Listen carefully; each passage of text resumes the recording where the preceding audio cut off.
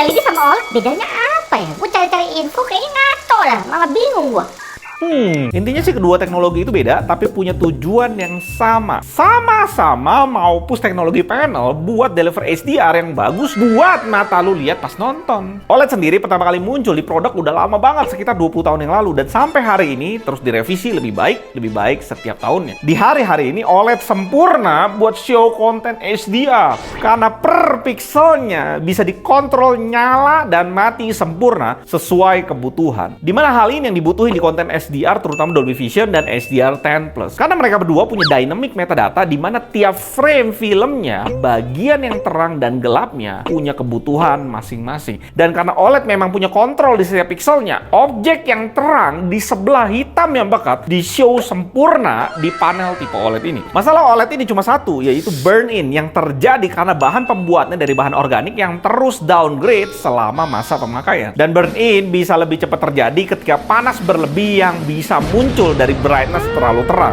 Efeknya OLED jadi punya masalah kedua, brightness-nya nggak terang-terang banget. Ya, nggak boleh terang-terang banget lebih tepatnya untuk ngejaga panelnya dari burn. Di sisi lain, mini LED muncul sekitaran tahun 2020 lah. TCL keluarin TV mini LED pertama di 2019 dan mini LED juga dipopulerin sama iPad Pro di 2021. Bisa gue bilang sih mini LED upgrade dari panel LED biasanya dengan ngebagi backlit LED-nya jadi zone yang disebut local dimming atau full array local dimming. Supaya bisa dikontrol lebih spesifik bagian mana yang mau gelap dan mau terang. Konsep yang dikerjain mini LED ya sebenarnya mirip OLED, cuma mini LED belum bisa kontrol per pixel kayak OLED. Contoh di Samsung Neo G8 mini LED, panelnya 4K, zone-nya 1196. Berarti dari 8 juta pixel, satu zone cuma kontrol 6935 pixel. Sementara kalau 4K itu pakai panel OLED, lu bisa bilang zone-nya atau local dimming totalnya ya sesuai jumlah pixelnya. Di 4K 8 juta pixel, ya 8 juta local dimmingnya bisa mati nyala.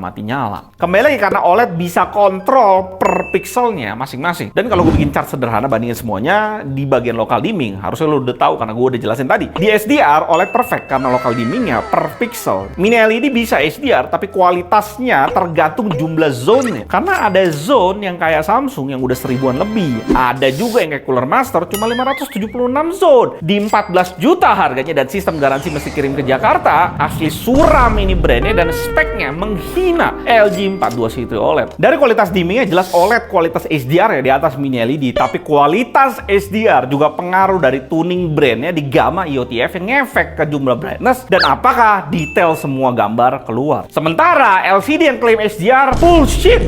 Mini LED kembali tergantung berapa jumlah local dimmingnya dan tuning brandnya. Karena tuning brandnya busuk, di gamma IOTF ini bisa lari kacau balau. Di brightness gue udah jelasin tadi. Di input lag karena panel OLED bawaan panelnya memang dimming zone-nya udah perfect, input lag di HDR hampir nggak ada pengaruh sama sekali. Sedangkan mini LED butuh algoritma untuk jalanin dimming zone-nya. Kalau dituning sama brandnya tolol dan pakai kontrol yang juga murahan, input lag bisa naik signifikan karena terbeban sama algoritma dimming zone mini LED-nya. LCD nggak mampu HDR, input lag HDR nada. Blooming adalah kejadian bocor warna putih karena dimming zone di panel itu sedikit. Di panel OLED ini nggak kejadian sama sekali. Biasa kejadian hal ini di mini LED. Dan terakhir burn-in, kejadiannya di panel OLED, sementara di lainnya nggak ada atau bisa dibilang yang lainnya lebih awet di jangka panjang. Dan terakhir ada yang namanya QLED, singkatan dari quantum dot. Banyak orang berpikir kalau QLED sama OLED itu sama. Padahal QLED cuma lapisan tambahan di depan backlit buat tambahin saturasi warna. Sedangkan OLED adalah tentang sistem pencahayaan panel itu sendiri. Banyak salah kaprah di market, ya gua rasa karena marketing yang berlebihan dari banyak brand dan misleading, plus banyak brand juga kagak ngerti sebenarnya apa itu QLED. QLED dan OLED adalah hal yang nggak bisa di-compare, karena kalau compare itu harus apple to apple, bukan apple dengan jeruk. Sementara QLED itu bisa kawin sama OLED ataupun kawin sama mini LED. Jadilah QD OLED dari Samsung dan QD mini LED di series Neo Odyssey dari Samsung yang tertulis jelas Quantum plus mini LED. Kalau QLED emang saingannya OLED, harusnya mereka berdua bersaing, dan kalau ada QLED ya nggak ada OLED. Begitupun sebaliknya. Tapi dengan bisa kawin mereka berdua nunjukin kalau teknologi keduanya sebenarnya mutualisme satu sama lain, dan banyak brand kagak ngerti dan cuma marketing bullshit.